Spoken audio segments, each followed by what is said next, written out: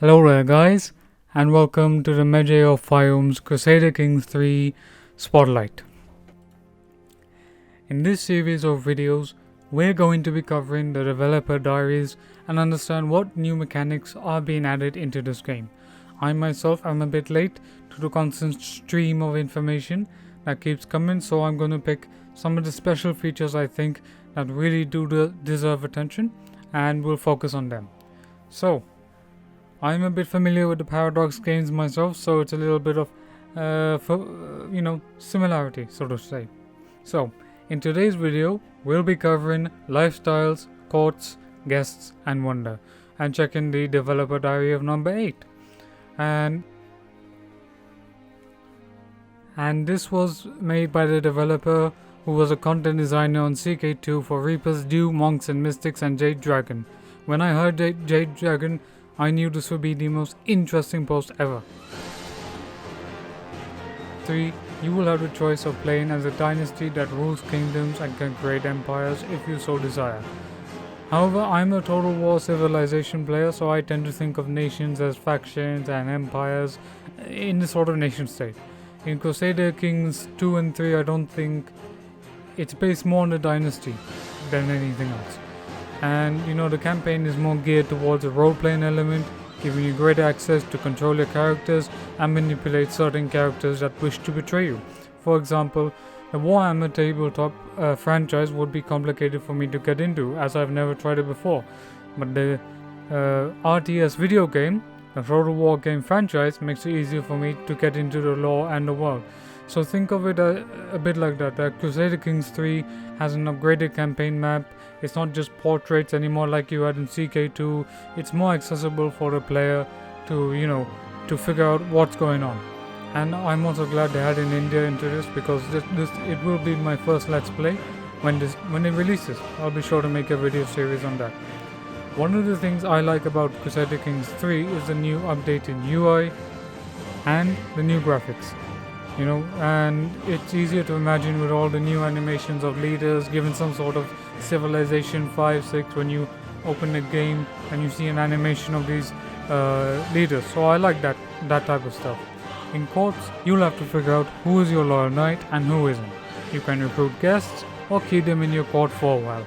The main element that I'm getting in is that as a king, not everyone will be loyal to you or proclaim loyalty, etc. You will have to figure that out for yourself when you play as a king or a dynasty. One of the elements that Crusader Kings III is trying to make an improvement upon from CK2, less courtiers. That means it allows you to focus on the ones that do matter. I will have to see how this works when it releases, but why do I like it? Because it has a good system, in my opinion, of only giving you the courtiers you need to manage your kingdom. I also like that there is the option of giving guests shiny positions, basically grants and titles, etc. But I want to ask, how important will these guests be? Will they serve in your armies? Will you give them that type of importance? And because there'll be claimants, there'll be wanderers, there'll be knights that are all jostling for that same position. Will there be a national roar of eruption across the kingdom as these guests proclaim victories for you on the battlefield? And does it affect your dynasty's reputation? That it leads to a sort of question in that type of matter. I do hope that this feature will give us more roleplay elements. As I read through the developer diary of courts, here are some of the main features that I've pretty much gleamed at.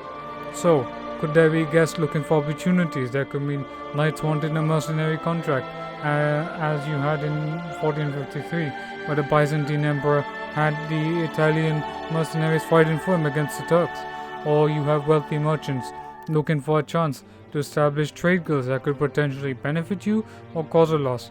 The possibilities in this are endless. I'd also want, admirals that would also seek to gain influential court positions as well. You could have mutinous lords, etc.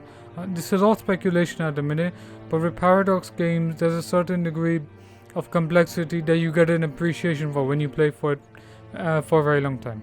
And suitors and claimants, well, that's a bit of a pickle, isn't it? There's invitation features and dynasty perks, etc. to help you out with guests, etc.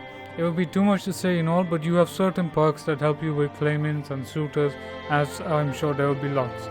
I'm also wondering how this could potentially affect relationships with your family as well.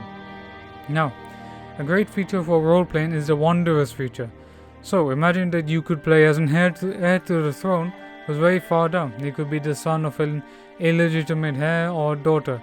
They could be banished or lose their lands, and I'd love to play as a character like that, because dynasties can be made, can't they?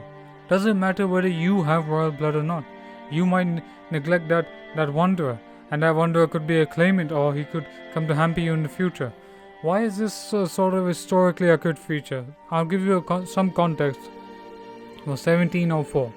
The Kingdom of France, led by Louis XVI, the Sun King, is a glorious kingdom. It's basically the powerhouse. It's basically like the country where everyone wants to go. It's the economic powerhouse. It's basically everything you could imagine. Although this isn't dynasty related, the Duke of Savoy was a man that was a Francophile, to say the least. Not just because he was born in Paris, but because he grew up in the court of the Sun King. And although he had a poor physique, and Louis XVI did not see his potential at all. His mother Olympe was involved in a scandal, and then Louis XVI rejected his service in the French army at the age of 19, if I'm correct on that. Eugene moved to Austria and fought for the Habsburg monarchy, and he became a legend in his own right by then. And this came to hurt Louis XVI when his army was defeated by the British and Austrians at Blenheim in 1704, led by the Duke of Marlborough and Eugene of Savoy. Now, if I can get to replicate that in Crusader Kings III, that will be a beautiful and glorious story, in my opinion. I will have created my own legacy, my own story of how I neglected a brilliant general that serves the other side. And this is why I am excited for Crusader Kings III.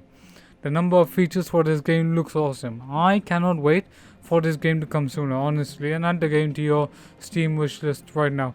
Don't forget to like, share, comment, and subscribe. Please click the notification bell to never miss an update. Don't forget to share on social media as well. And I'll come back with more videos and more updates sooner or later. This has been the Measure of Fire, and I'll see you on the next one.